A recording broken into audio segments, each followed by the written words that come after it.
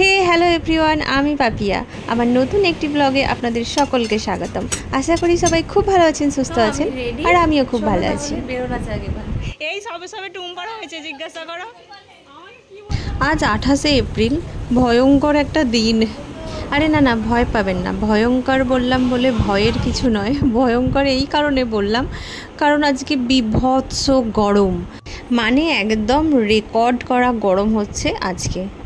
কিন্তু ওয়েদার যেমনই হোক, আমাদের জীবনযাপন তো আর থেমে যাবে না, আর এই গরমের মধ্যেও বিয়েবাড়ি বন্ধ হবে না। আজকের এই ডেটটাতে কি এমন আছে কি জানি, আজকে কত বিয়েবাড়ি রয়েছে। মানে এই একটা দিনের জন্য আমাকে কত সবাই ফোন করেছিল, কিন্তু দূরে গিয়ে সাজানো আর বিয়ের কোণেকে সাজানো, আমি তো আর একটার বেশি দুটো করতে পারবো না। আবার সেই জায়গায় যেহেতু অনেকগুলো পার্টি মেকআপও আছে, তো আজকে আমার একটা ব্রাইডাল মেকআপ আছে।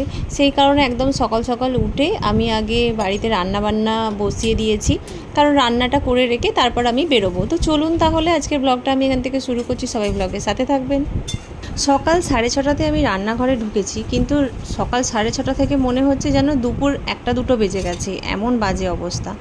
আর আজকে আমি রান্না করব, যেহেতু আমাকে অনেকটা দূর যেতে হবে, আমি খুব বেশি কিছু করব না, সময় নেই। তো চটজলদি যেটা হয়ে যায়, একটু লাউ দিয়ে ডাল করব আর পটল ভাজা, আর কালকের একটু শাকের তরকারি আছে। এদিকে ডালটা বসিয়ে দিয়ে সবজিগুলো কেটে নিয়ে ভাবলাম যে লেবু ঝোলটা, ওটা সকালবেলা খাওয়া হয়, ওটা খাওয়া হয়নি, তো ওটা আগে খেয়ে নিই। তারপরে এখানে ডাল সিদ্ধ হচ্ছে, আমি ভাতটাও বসিয়ে দিলাম, আর এদিকে আমার ডালটাও সিদ্ধ হয়ে গেছে। ডালটা সিদ্ধ হয়ে যেতে নামিয়ে নিয়ে আগে পটলগুলো ভেজে নেব, তারপর বাকি ডালটা রান্না করব।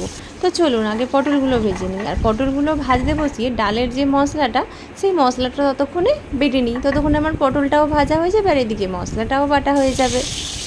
মশলা বলতে বেশি কিছু তো না, শুধু একটু আদা বাটা, তো আদাটাই একটু ওখানে বেটে নিলাম। আর এখানে আমার পটলটাও প্রায় ভাজা হয়ে গেছে, আর ভাতের জলটা গরম হয়ে গেছে।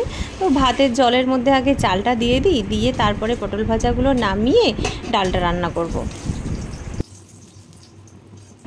পটল ভাজার এই তেলটার মধ্যেই আরও একটুখানি তেল দিয়ে ফোড়ন দেব। ফোড়নের মধ্যে দেব হচ্ছে শুকনো লঙ্কা, তেজপাতা আর 5 ফোড়ন দিয়ে ফোড়নটা একটুখানি ভেজে নিয়ে তার মধ্যে আদা বাটাটা দিয়ে দিলাম, আর একটু টমেটো দেবো। দিয়ে সব মশলাগুলো একটুখানি কষিয়ে নিয়ে যে লাউটা আমি কেটে রেখেছিলাম, ওই লাউয়ের টুকরোগুলো এর মধ্যে দিয়ে দিলাম, দিয়ে একটু নাড়াচাড়া করে একটু গুঁড়ো মশলা, যেমন একটু হলুদ গুঁড়ো আর জিরে গুঁড়ো, আর অন্য কিছু দেবো না, দিয়ে লাউগুলোর মধ্যে নুন দিয়ে ভালো করে কষিয়ে নিয়ে এবার চাপা দিয়ে লাউটা সিদ্ধ হতে দেবো। তো ততক্ষণ লাউটা সিদ্ধ হতে থাকুক, আর আমি এদিকে বাড়ির যে বাকি কাজ, ঘর ঝাড় দেওয়া, মোছা, ওগুলো করে নিই। তো এখানে লাউটা আমি মিনিট 10 এরকম চাপা দিয়ে রেখেছিলাম, আর তার মাঝে 1-2বার নেড়ে দিয়েছিলাম ঢাকা খুলে। তো দেখলাম এখন লাউটা আমার ভালোভাবে সিদ্ধ হয়ে গেছে। এরপর ডালটা যে সিদ্ধ করে রেখেছিলাম, সেই সিদ্ধ করা ডালটা দিয়ে অল্প একটু পরিমাণে জল দিলাম, আর একটু চিনি দিলাম। চিনি না দিলে সেই টেস্টটা আসে না। আর পরিমাণ মতো একটু নুন দিয়ে দিলাম, দিয়ে একটুখানি ঢাকা দিয়ে লাউ আর ডাল একসাথে ভালো করে ফুটিয়ে নিলাম, নিয়ে ধনেপাতা কুচি দিয়ে গ্যাসের ফ্লেমটা বন্ধ করে দিলাম।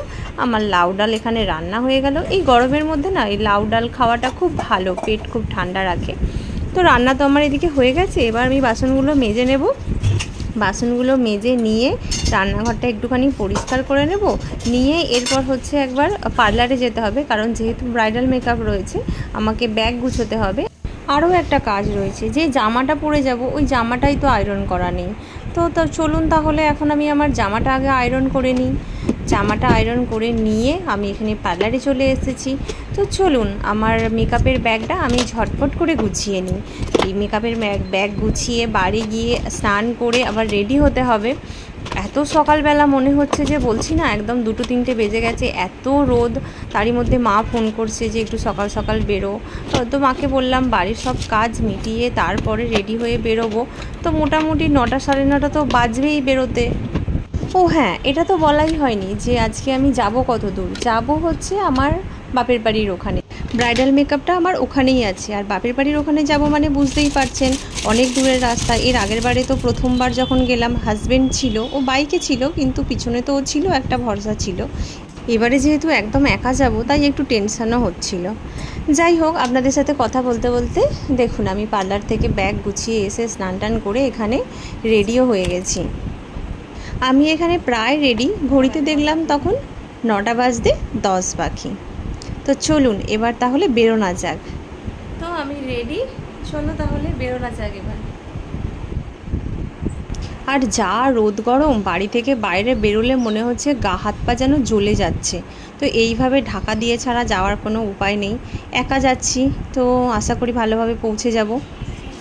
তো সময় মতো আমি খুব ভালোভাবেই বাড়িতে চলে এসেছি। এসে দুপুরবেলা মায়ের কাছে দুটো খাওয়া দাওয়া করে বোনকে সাথে নিয়েছি।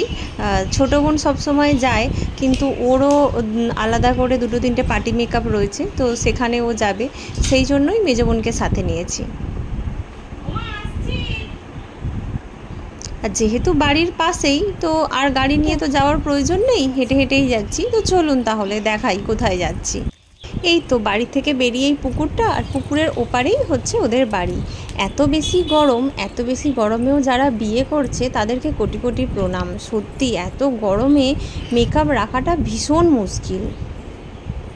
আর আমি যখন এলাম তখন বাজে হচ্ছে ঘড়িতে 3:30 এইরকম। তো ওদের যেহেতু সব অনুষ্ঠান লজ থেকে হচ্ছে, তো লজের সমস্ত কাজ মিটিয়ে ওরা এখানে গায়ে হলুদের সব তত্ত্বগুলো গুছোচ্ছিল। এইটা দেখুন, বলতে পারবেন আপনারা যে এটা কি? আমি তো এটা দেখে অবাক, এখন আর এসব দেখাই যায় না। তো যাই হোক, আমার কনে এখানে প্রায় রেডি, মানে সাজার জন্য আর কি রেডি। ও বললো যে আমি কি শাড়িটা খুলে নাইটি পরতে পারি? আমি বললাম একদম, মানে এত বেশি গরম হচ্ছে, নাইটি ছাড়া আর গায়ে কিছু রাখা যাচ্ছে না। তো চলুন, ক্লায়েন্টের সাথে বক বক করতে করতে এবার আমি মেকআপটা শুরু করে দিই। তাহলে মেকআপ করার আগে অবশ্যই করে এই গরমে যে কাজটা করতে হবে সেটা হচ্ছে মুখে খুব ভালো করে বরফ রাব করতে হবে।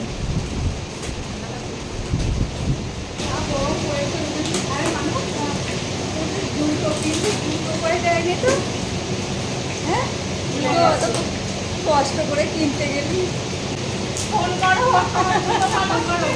জুতোটা নিয়ে এসো।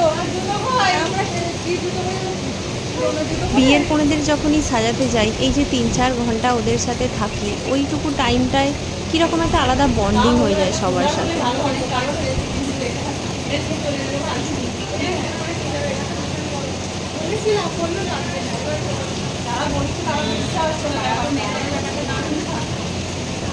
এখন আছে নর্মাল, ঠিক আছে, এরপরে একটু মেকআপ করতে একটু ময়লা করবে, ওইকে তোমার হচ্ছে গেলে আমার মিশতে পারে ভিতর থেকে জেনারেট করে, তখন অটোমেটিক উপর থেকে মেকআপটা আস্তে আস্তে খারাপ। আমি ওকে আগের থেকে বারবার করে বলে রেখেছিলাম যে তোমার যে লজে বিয়ে হচ্ছে, যেহেতু এসির ব্যবস্থা নেই, সেখানে কমসে কম কুলার যেন থাকে, না হলে এই 44 ডিগ্রি 45 ডিগ্রি টেম্পারেচারে মেকআপটা এমনি স্কিনের মধ্যে রাখাটা কি সম্ভব? মেকআপ এমনিতেই এসির জিনিস, ঠান্ডার জিনিস, মেকআপ ঠান্ডায় ভালো থাকে। তোমার শরীর যদি ভিতর থেকে হিট জেনারেট করে, আর 44 ডিগ্রি 45 ডিগ্রি টেম্পারেচারে মেকআপটা থাকবে কি করে স্কিনের মধ্যে? ওটা তো মেকআপ, মানে আমরা তো মেকআপ আর্টিস্ট, আমরা তো সার্জেন না। আর এমন কোনো পৃথিবীতে এখনও পর্যন্ত কোনো মেকআপ আর্টিস্ট নেই, কোনো মেকআপ এরকম নেই যে 44 ডিগ্রি 45 ডিগ্রি টেম্পারেচারে কুলার এসি ছাড়া নর্মাল একটা ফ্যানের নিচে, আর যেখানে অত গেস্টরা আসবে সেই গেস্ট অ্যাটেন্ড করা, তারপরে হচ্ছে ওই ক্যামেরা লাইট, তারপরে ওই বিয়ের দিন আগুনের সামনে বসে বিয়ে করা, কোনোভাবেই মানে সম্ভবই নয়। কেউ পারবে না, কোনো মেকআপ পারবে না যে মেকআপকে একদম প্রপারভাবে রাখতে। তো ওর ওখানে কিছুই ছিল না, তবুও আমি আমার মতন করে বেস্ট দেওয়ার চেষ্টা করেছি। তো ওকে মোটামুটি হাফ রেডি করার পর ওদের এখানে আরও কিছু নিয়ম বাকি ছিল। এই সবে সবে টুম্পারও হয়েছে, জিজ্ঞাসা করো আমাকে কি বলতে যা। এই গরমের মধ্যে না সবারই আর মাথা কাজ করছে না, সবাই সব ভুলে যাচ্ছে। তো আমাকে জিজ্ঞাসা করছে যে এই সময় কি বলতে হয়। আমার এত বছর আগে বিয়ে হয়েছে, আমার থোড়ি না মনে থাকবে। আমি আবার ওদেরকে বলছি টুম্পার এই সবে সবে বিয়ে হয়েছে, ওদেরকে জিজ্ঞাসা করো। তো ওখানে নিয়ম হয়ে যাওয়ার পর এখানে যেটা ওই কি বলে সব মনে থাকছে না, যাই হোক ওই সব হচ্ছে। এরপর আমি ওকে ফুল রেডি করব, আর তারপর পার্টি মেকআপও রয়েছে। এই যে ওকে মোটামুটি প্রায় ও বক বক তো অনেক হলো, এবার ওর ফুল লুকটা দেখাই চলবে।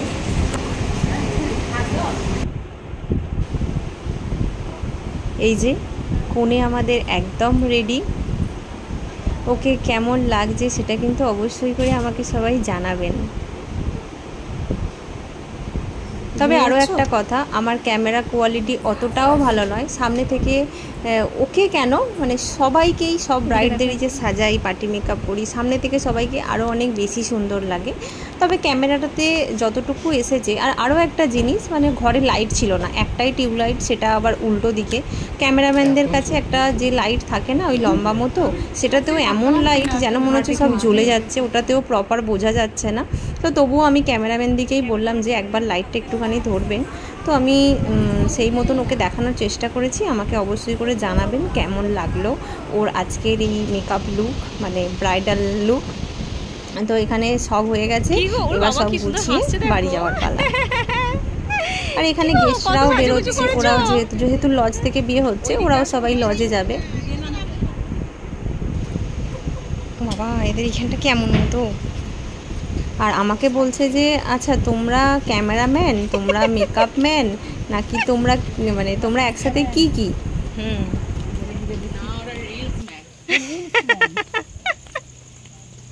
Makeup man, cameraman, reels man. হ্যাঁ, বিয়ের পরে করেছি। বিয়ে হয়েছে আমার 16 বছর। 16 বছর আগে আমার বিয়ে হয়েছে শুনেই তো ওরা অবাক, বলছে সে কি গো, তোমাকে দেখে তো মনে হচ্ছে যে এই সবে সবে তোমার বিয়ে হয়েছে। তো যাই হোক, ওরা চলে গেল ওইদিকে, আর আমাদের কাজ শেষ, আমরা ফিরে এলাম বাড়িতে। তো আজকের পুরো দিনের সবকিছু আমি আপনাদের সাথে শেয়ার করলাম। কেমন লাগলো সেটা আমাকে অবশ্যই করে জানাবেন। যদি ভালো লেগে থাকে তাহলে অবশ্যই লাইক, কমেন্ট, সাবস্ক্রাইব করবেন। আর ভিডিওটা যদি আমার ফেসবুক পেজে দেখে থাকেন তাহলে আমার পেজটা ফলো করে আমার পাশে থাকবেন। দেখা হবে আবার নতুন কোনো একটা ব্লগে। ততক্ষণের জন্য টাটা, সবাই খুব ভালো থাকবেন, সুস্থ থাকবেন।